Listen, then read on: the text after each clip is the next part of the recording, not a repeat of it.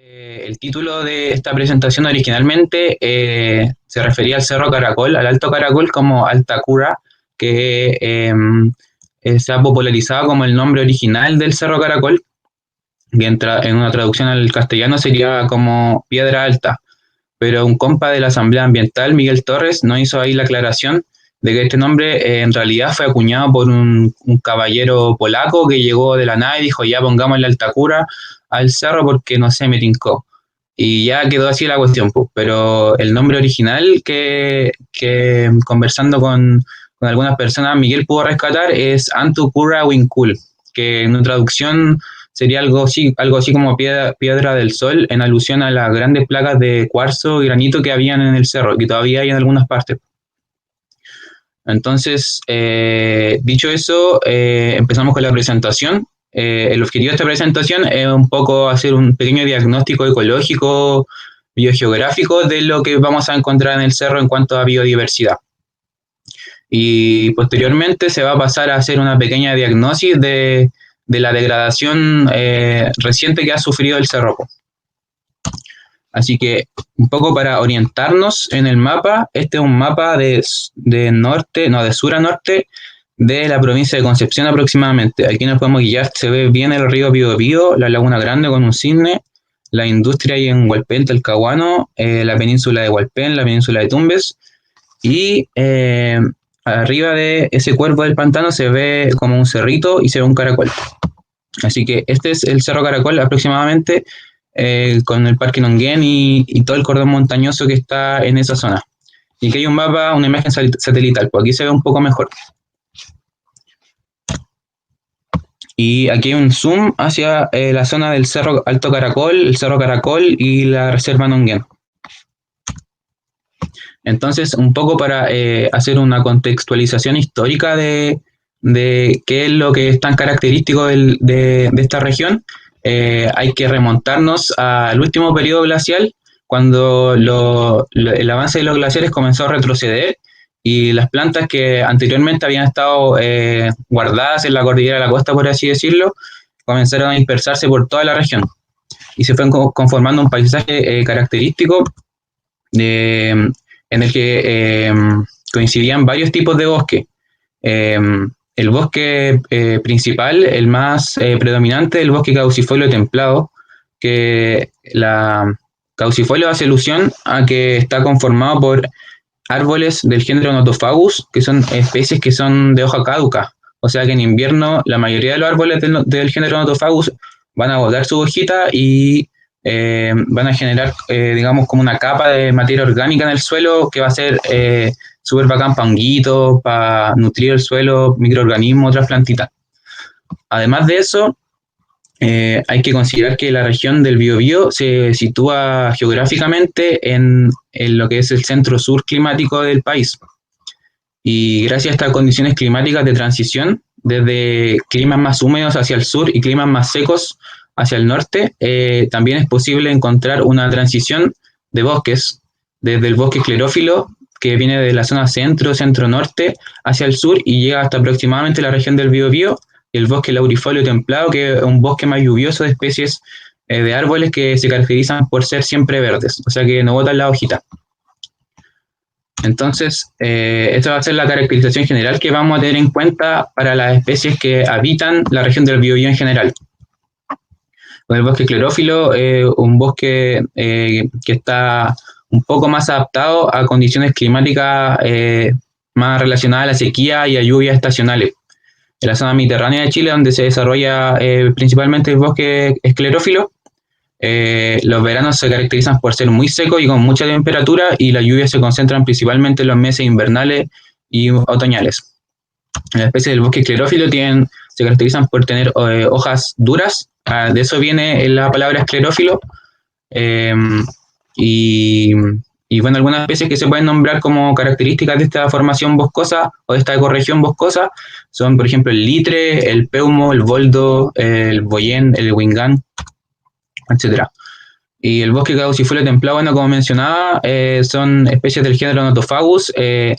Las especies predominantes van a depender de la zona. Hay zonas donde hay algunas especies de Nothofagus que, digamos, dominan el bosque, y en otras zonas son otras especies. En el caso de acá, de esta zona, la especie dominante es el guaye o collán o no, pellín, que es Nothofagus obliqua, que también le dicen roble, pero no le vamos a decir así. Bueno, aquí una fotito de un bosque caducifolio clásico de Nothofagus. Estas plantitas del género Nothofagus, plantitas arbolitos, antes de botar sus hojitas, muchas cambian la coloración de sus hojitas. Por ejemplo, el guaye cambia estas hojitas amarillas, doradas, súper bonitas, y el ruil, o sea, el raulí, perdón, cambia hojitas un poco más rojizas, anaranjadas. Entonces, por ejemplo, en la Araucanía andina se pueden ver estos paisajes súper bonitos con un mosaico de colores de distintas plantitas del género Nothofagus. Y si bien el cerro hoy en día está compuesto en su mayoría por suelo forestal de plantaciones forestales, sigue siendo posible encontrar una gran diversidad de especies de flora nativa. Aquí a la izquierda tenemos un collage de fotitos de flores de plantas nativas que crecen en el cerro. Son todas plantitas nativas que hemos podido encontrar en excursiones que hemos hecho con la gente de la coordinadora y otras organizaciones. Y también hemos estado haciendo un pequeño catastro de la biodiversidad en general que hay en el cerro. Hemos podido ampliar una lista que había de la flora nativa que hay en el cerro, y actualmente tenemos un número tentativo de 106 especies, pero pensamos que si incluimos las especies que se encuentran fuera porque solo esta cifra de 106 especies son solo las especies que se encuentran dentro del fondo de la cantera y el guindo, que son propiedad de la ODEC y donde se pretende emplazar el PACIT. Pero creemos que si salimos un poquito de la frontera de esos fondos, y si hacemos un catastro un poco más como exhaustivo de la flora, este número podría subir a 120 o 130 fácil. Entonces aquí a la derecha tenemos un gráfico donde se ve el número de especies de 5 zonas de alto valor natural de la cordillera de la costa del centro-sur de Chile. La Reserva Nacional Los Ruiles y la Reserva Nacional Los Queules se encuentran al sur de la región del Maule. Luego está la Estación de Biología Terrestre de la península de Hualpén, el Parque Nacional Longuén y el Cerro Alto Caracol. Entonces, como se puede ver en el gráfico, el número de especies, la riqueza de especies de flora nativa del Cerro Alto Caracol es comparable con la diversidad de flora nativa que se encuentra en zonas con un grado de degradación ambiental similar al del Alto Caracol, como el caso de la Reserva Nacional Los Ruiles y la Reserva Nacional Los Queules. Se emplazan en una zona que ha sido altamente afectada por las plantaciones forestales. Bueno, y aquí hay otra muestra de biodiversidad de flora y funga que se puede encontrar en el cerrito. Aquí destacan el changle, Ramaria flava, sp, y el níscalo, Lactarius deliciosus, que tienen un gran valor en la cocina porque son muy ricos, Los recomiendo si pueden ir al cerro en otoño, porque salen en otoño. Buscar ahí el Lactarius deliciosus, salen los pinos, y la ramaria sale en los guayes. Búsquenlo, colecten, no saquen todo el hongo, dejen alguno, y ojalá vayan con canastitas para que se dispersen las esporas, y pruébenlos porque son terrible ricos. Además de esto, es importante destacar que en el cerro aún se siguen describiendo nuevas especies y encontrando nuevas especies. El año 2018, un estudio describió 2 nuevas especies de hongos para Chile. Y esas 2 especies nuevas de hongos, las tengo anotadas aquí, se llaman Fomitiporia chilensis y Filoporia boldo. Ambas especies se encuentran presentes en el Cerro Alto Caracol. Así que igual es importante tener eso en cuenta, que no todo está descubierto, que no sabemos todo de lo que hay ahí, y eso. Bueno, una muestra de algunos animalitos que podemos encontrar, algunos pajaritos, el rayadito, que es súper característico, el cachudito igual. Aquí se ve el onicóforo, que es un ictiozoó súper primitivo, de un linaje súper primitivo. Y se ve la luciérnaga aquí. Estas fotos son del Bastian, de Montaraz, que saca fotos súper bonitas, así que les recomiendo que vean sus fotitos en Montaraz. Eso. Y bueno, aparte de esta gran diversidad, podemos encontrar un alto nivel de endemismo en el Cerro Caracol. ¿Qué es el endemismo? Hablamos de endemismo cuando la distribución de una especie está restringida a un área geográfica determinada.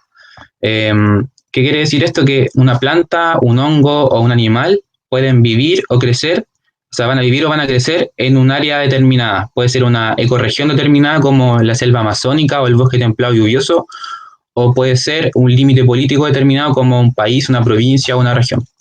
A veces esto no se coincide con la distribución natural de las especies, pero normalmente se usa ese criterio y ese criterio vamos a utilizar ahora. Entonces aquí hay una serie de especies que están en el cerro y que son endémicas de Chile. La huille patagua, la que tenemos aquí arriba a la izquierda, un árbol que está en categoría de conservación vulnerable y se distribuye en la zona centro, desde Coquimbo hasta el sur, no sé hasta qué región, pero hasta el sur y en ambas cordilleras. Tiene una distribución endémica de Chile, pero un poco más amplia que las que vamos a ver ahora. El siguiente está la quinquina, que es una planta herbácea endémica de la cordillera de la costa, pero desde la región de Valparaíso hasta la región de los ríos. Y aquí a la derecha tenemos dos especies que se podrían denominar microendémicas porque su distribución es aún más restringida que las de las otras dos especies que vimos. El pitao, arriba a la derecha, solamente crece en la cordillera de la costa del centro-sur de Chile, entre el sur de la región del Maule y la provincia de Arauco. También está el Cerro Caracol y el Michay de Nonguén tiene la distribución aún más restringida, porque solamente la podemos pillar en algunos puntos específicos de la provincia de Arauco y en el Parque Nacional Nonguén y en el Cerro Caracol. No se conocen más poblaciones de esta plantita. Y también debido a las características bioclimáticas que les hablé anteriormente, de esta transición climática entre climas más secos y climas más lluviosos, bosques más secos, bosques más lluviosos, podemos encontrar otras cosas interesantes en el cerrito. Bueno, aquí hay un mapa de Chile y hay especies de plantas que encuentran aquí, en la región del Biobío, su distribución más al sur o más al norte. ¿Qué quiere decir esto? Que si vamos más al sur no vamos a encontrar esa planta y si vamos más al norte no vamos a encontrar esa planta. En el segundo caso, hay un ejemplo aquí, Calidorea sifioides, el tajay, una plantita geófila súper bonita y súper peculiar, dado que su floración se estima que dura entre 6 y 24 horas. O sea que si en ese lapso corto de tiempo tú no pasaste justo al lado de la florcita para verla, jodiste y vas a tener que esperar hasta el otro año para verla. Esta plantita crece de la región de Coquimbo hasta la región del Biobío y más al sur no la vaya a pillar. El boyén, que es una especie característica del bosque esclerófilo, también comparte este patrón de distribución que no la vaya a pillar más al sur del Biobío. Y por el lado contrario, el ulmo Eucriphia cordifolia, una especie bastante escasa en el cerro, tiene el patrón contrario de distribución, o sea que viene del sur y llega hasta la región del Biobío, más arriba no la va a encontrar. La tepa igual es un ejemplo de este tipo de distribución. Además de esta rica biodiversidad, alto endemismo, hay algunas asociaciones ecológicas súper interesantes que se dan en el cerro. Este es el caso del quintral, una planta hemiparásita que es como, hemiparásito vamos a decir que es como un alien, que como que se mete dentro del árbol y le quita sales, minerales y agua al árbol a cambio de nada. Entonces el quintral se va a sentar en las copas de los árboles, va a germinar, va a meter sus radículas dentro del árbol y va a crecer. Va a sacar estas floraciones súper llamativas, tubulares, rojas, que son especiales para un tipo de polinizador, que es el pinda, Cephanoides cephanioides, picaflor chico, que va a volar a lo alto de los árboles, va a buscar las florcitas, va a introducir su pico alargado en las flores tubulares y las va a polinizar. Entonces van a producir estos frutitos que van a quedar arriba en los árboles y van a necesitar la ayuda de otro animalito que vive en el bosque valdiviano que va a comerse los frutitos y las va a dispersar, que es a ver si se ve, ¿no? Monito del monte, ahí está. El monito del monte, un marsupial endémico de los bosques templados del sur de Chile y de Argentina, y tiene dedos opuestos como nosotros y una cola prensil que le ayudan bastante para escalar las ramitas de los árboles y buscar estos frutitos, comérselos y dispersar la semilla en otros árboles para que el quintral siga su ciclo de vida. Pues entonces el quintral es un ejemplo súper claro de la evolución que se ha dado de forma aislada en esta parte del mundo, en esta parte del cono sur del continente, y que ha generado este tipo de asociaciones súper especiales. Pues el quintral no es polinizado por ningún otro animal, por ningún otro insecto, por ningún otro pájaro, y no es dispersado por ningún otro animal que no sea el monito del monte. Entonces, eso es más o menos lo que hay de biodiversidad en el cerro, pero el estado actual del cerro no es lo mismo que lo que habíamos visto anteriormente en ese mapita súper bonito. Este mapita de bosques, que lo que había antes, después de la última glaciación, bosques primarios, bosques grandes, eso es lo que había antes, y lo que hay ahora se parece más a esto. Este es el uso de suelo que tiene la región aproximado hoy en día. Como se puede ver, el bosque nativo está súper disminuido a pequeñas franjas en la precordillera de la región, y en la cordillera Nahuelbuta también se ven un pequeño manchón, po, y dispersos por aquí y por ahí algunos relictos. Po. Es súper escaso, tiene poca continuidad, alta fragmentación, y, y el cerro no es la excepción de esto. Po. El cerro Caracol, la mayoría de su suelo está cubierto por especies de monocultivo forestal.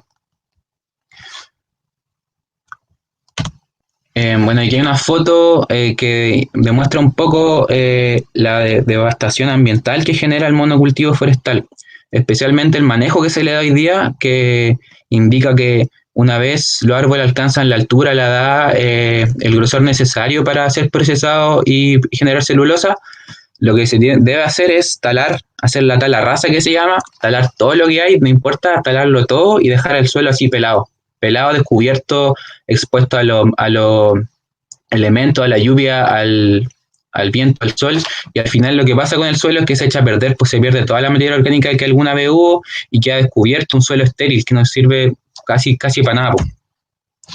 Entonces, eso es el principal catalizador, digamos, el cambio de uso de suelo de la degradación actual que está sufriendo el Cerro Caracol y los cerros de la región del Biobío en general. Pues.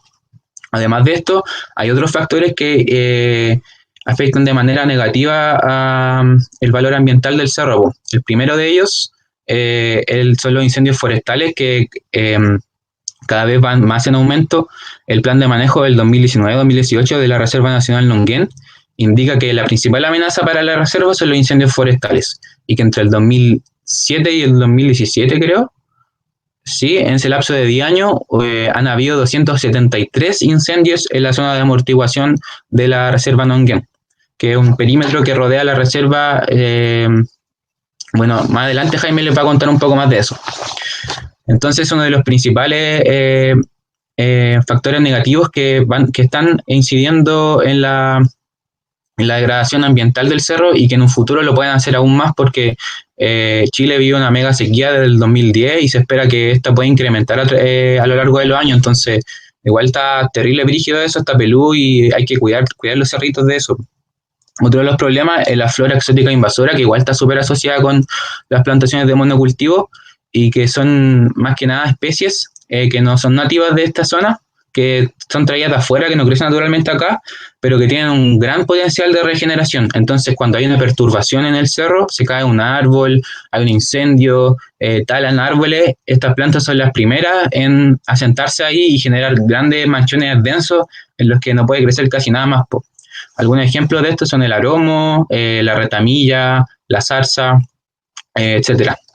También otro problema es la fauna silvestrada, que son perritos o gatitos que la gente deja botados y que se comportan como lo que son, pues animalitos, y viven su vida animalitos pues sin ninguna intención de hacer daño, y lo pueden provocar especialmente a la fauna silvestre nativa que hay en los cerros, a los mamíferos pequeños, a las aves, a los reptiles, etcétera. Y otro problema también son los basurales, que son bastante comunes en algunas partes del cerro y otras partes de la intercomuna, y que son gente particulares van a dejar un sitio que consideran eriazo, residuos de todo tipo, que al final se genera como un núcleo de degradación que se expande hacia afuera. Bueno, un montón de problemáticas asociadas a esto.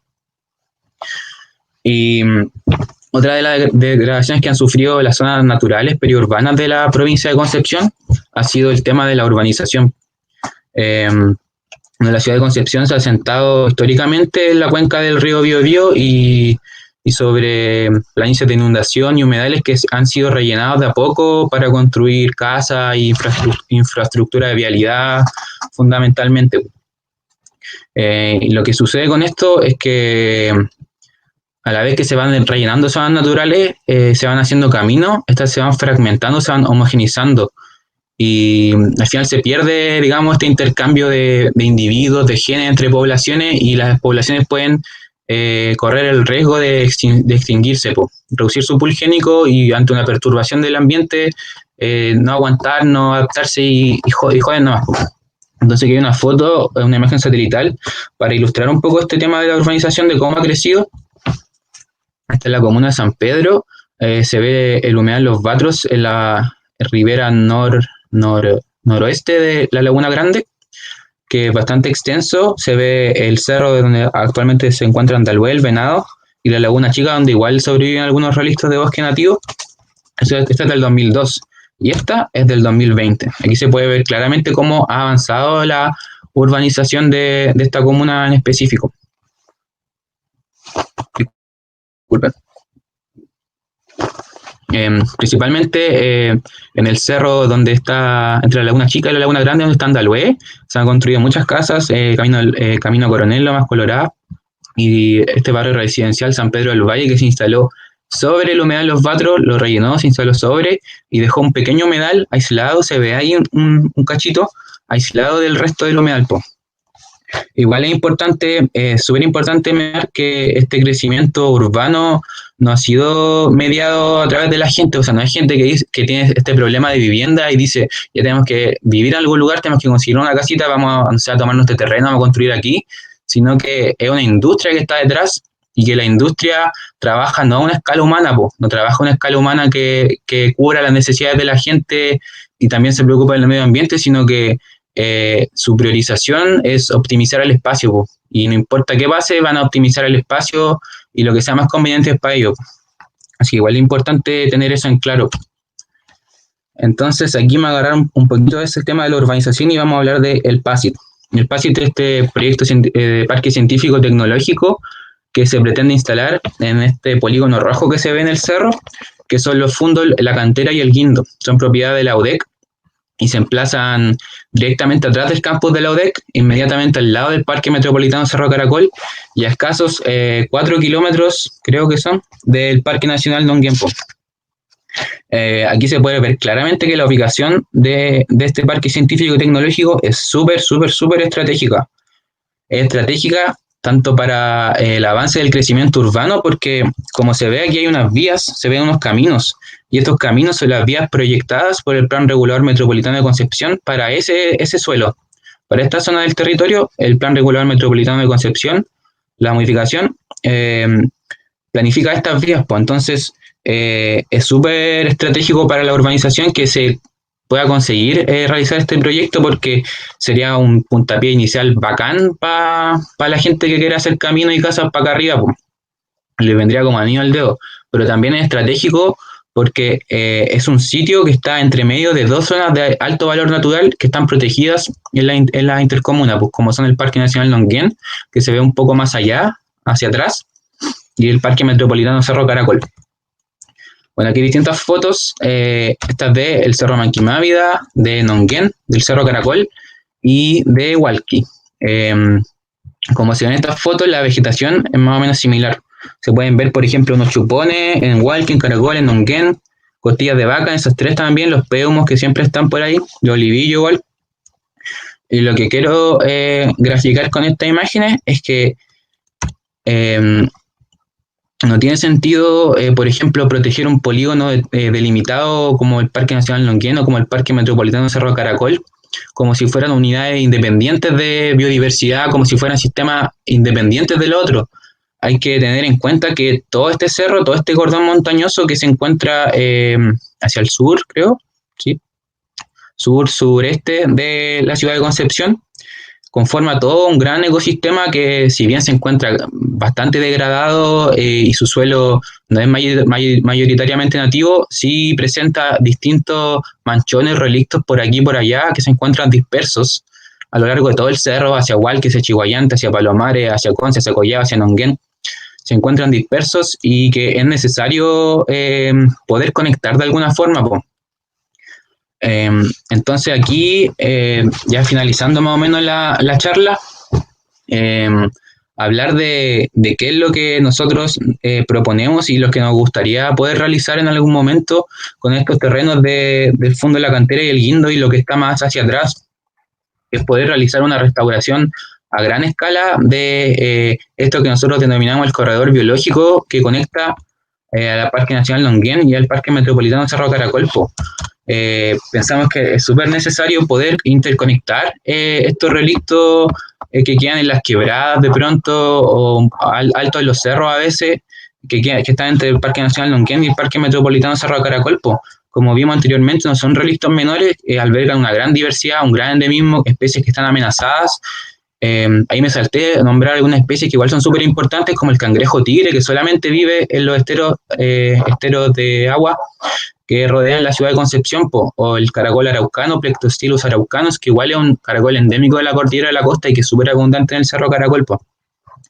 Entonces, aquí es importante también considerar la utilidad que se le puede dar a los cuerpos de agua, a los cursos de agua, para realizar estas restauraciones, sobre todo de realizar corredores biológicos. En el caso de los fondos en la cantera del Guindo, estos están emplazados dentro de la cuenca del estero Cárcamo, que es el estero principal que delimita el Cerro Alto Caracol y que está alimentado por 14 afluentes, como vimos al inicio en el video.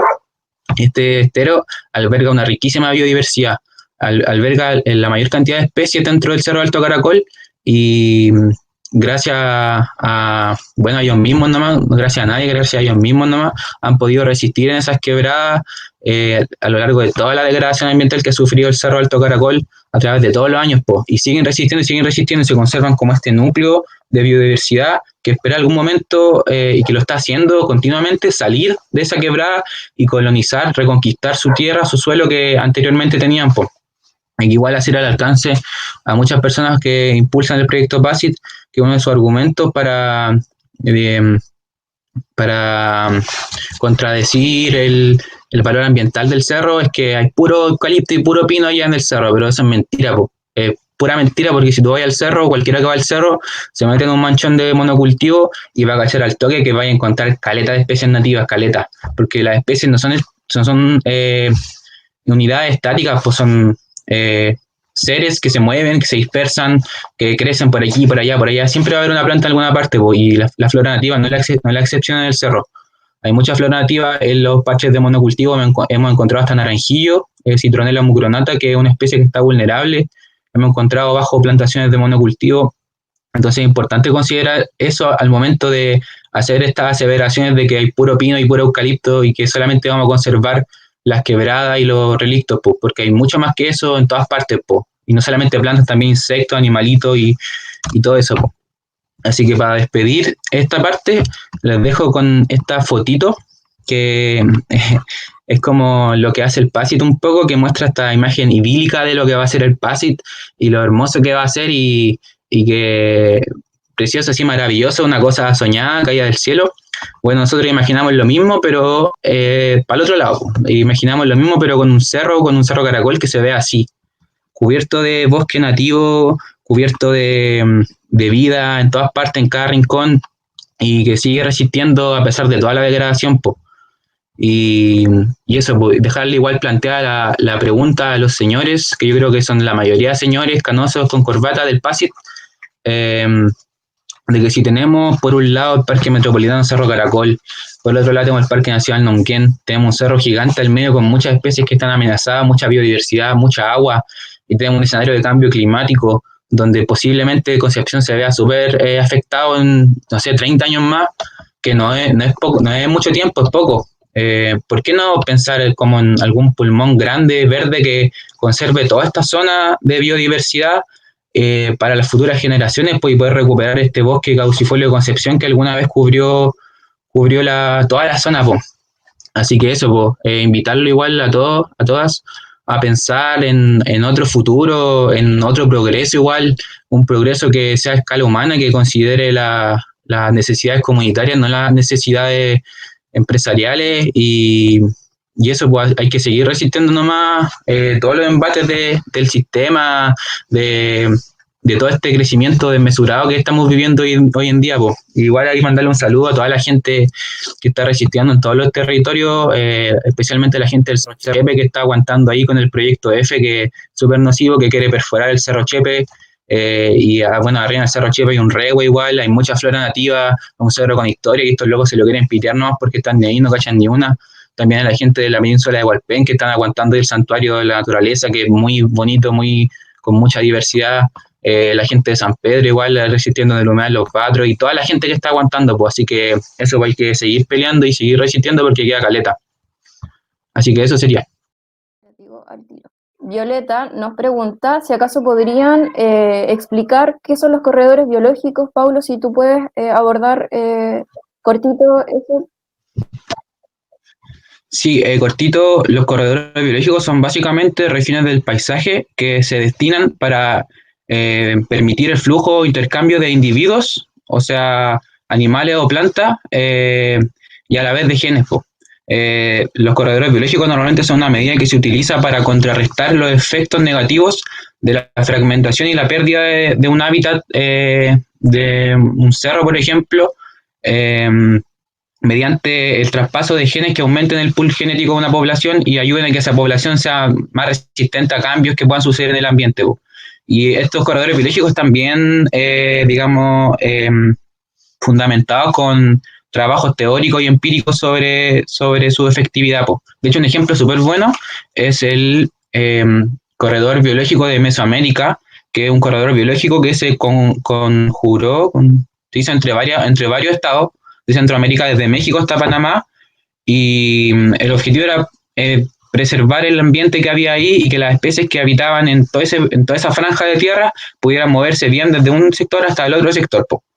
Y bueno, ese corredor biológico es súper importante, alberga un 7% de la biodiversidad del mundo, así que los corredores biológicos son súper efectivos y una buena medida para mitigar el cambio de uso de suelo en específico. Gracias, Paulo. También hay otra pregunta de Eduardo Muñoz. Pregunta si se sabe algo del robo de plantas que se produjo después de la reforestación del cerro. Como se sabe algo, o sea, salió una noticia de que se habían robado unas plantas nativas que se habían plantado por parte del Parque Metropolitano de Cerro Caracol. Igual esa noticia encontramos que estaba un poco dirigida como maliciosamente, porque hace rato hay un conflicto ahí en el Parque Metropolitano de Cerro Caracol con los vecinos de la Agüita de la Perdiz. El Parque Metropolitano de Cerro Caracol ha estado realizando labores de restauración ecológica, que ellos ven como tirar todos los árboles que no son nativos abajo y de plantar de nuevo, pero igual ese tipo de restauración tampoco es la más efectiva ni la más propicia para recuperar un ecosistema, y los vecinos de la Agüita han encontrado especies nativas como monitos del monte afectados por este tipo de acciones por parte del Parque Metropolitano. Aparte de eso, igual los escombros de estas talas que han estado haciendo las han estado tirando a laderas que van hacia la Agüita y peligrando las casas de los vecinos que colindan con el Parque Metropolitano, así que ahí nomás la noticia del robo de plantas.